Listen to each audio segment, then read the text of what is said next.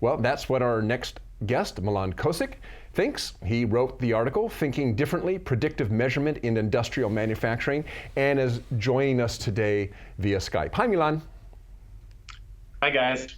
Thank you for having me. No problem. And I know there is a better way. We talk about it, but before we get into that, can you give us maybe a real-life example of the type of problems that might occur with an unattended CMM that might be hard to trace or find the root cause?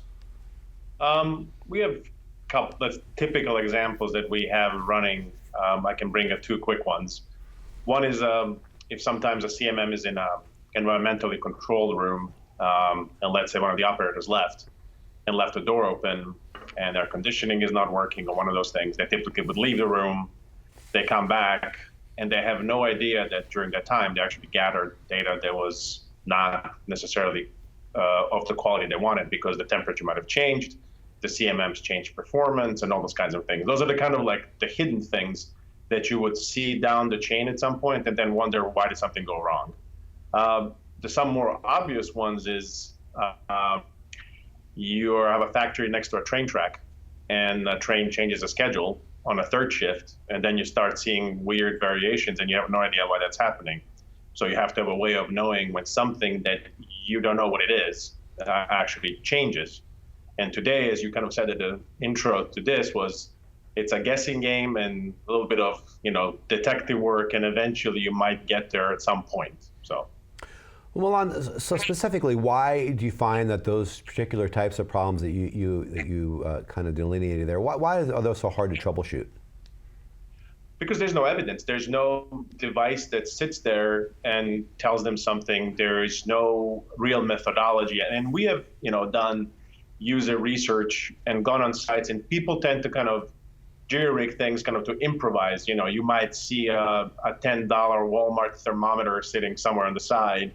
There might be some webcam that kind of sits in the corner, but then how do you actually correlate when something happened, what happened? So people are seeking the information, but they don't necessarily have a structure, a method to actually do it in a manner that would immediately give them a feedback of what's happening.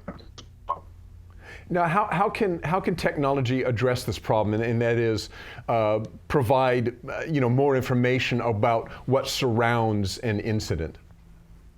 Well, I assume both of you guys, have heard 8 million articles about Industry 4.0 and Internet of Things, or as GE refers to it, Industrial Internet.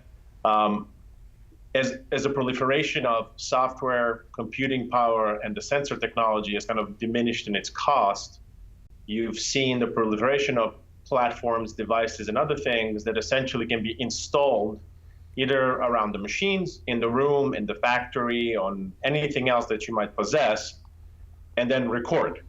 And the intelligence is not in the sensors itself. The intelligence is what you do with the actual information. So if you record gajillions of data, gigabytes of data of this information, the idea is that you will start seeing trends.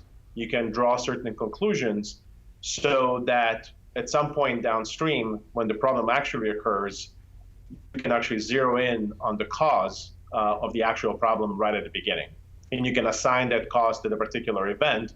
So at some point down the line, 6 months when you're reviewing production, you can say, oh, look, we seem to have a problem in this zone every single time, and it seems to be related to vibration, temperature, humidity, take a pick of those things. Okay, now, so obviously you're with Hexagon Manufacturing Intelligence, so we can assume that Hexagon has a solution that kind of touches on what you just talked about, right? Can you just kind of describe maybe what some of the highlights of those are, and what it kind of allows you to do in terms of being able to troubleshoot or address issues when they come up? Sure.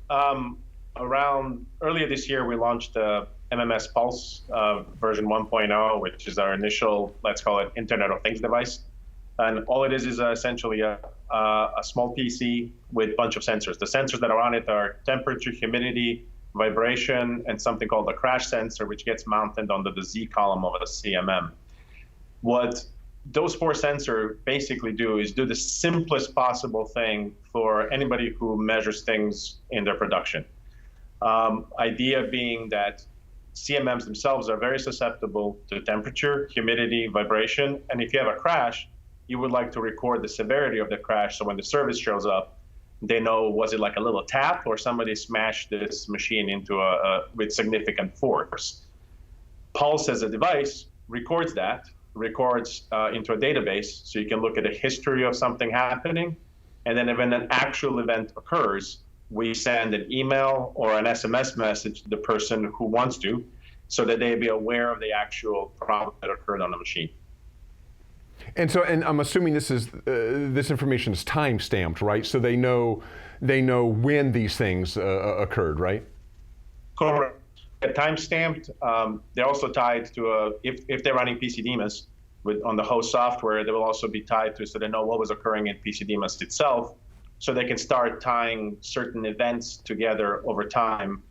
And then in the version of software that's being released now, we also, as you guys know, have purchased QDAS a few months back, which is a statistical software.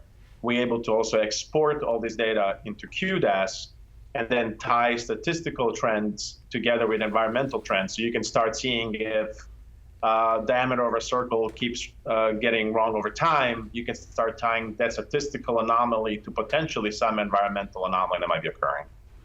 Okay. Now, I mean, so obviously Hexagon has developed this. Hexagon also makes CMMs, but this really is just sensors and software. So is there any reason why this couldn't be used for other manufacturers' CMMs, or get away from CMMs? What about CNCs or other shop floor equipment that might also benefit from monitoring in real time and analysis?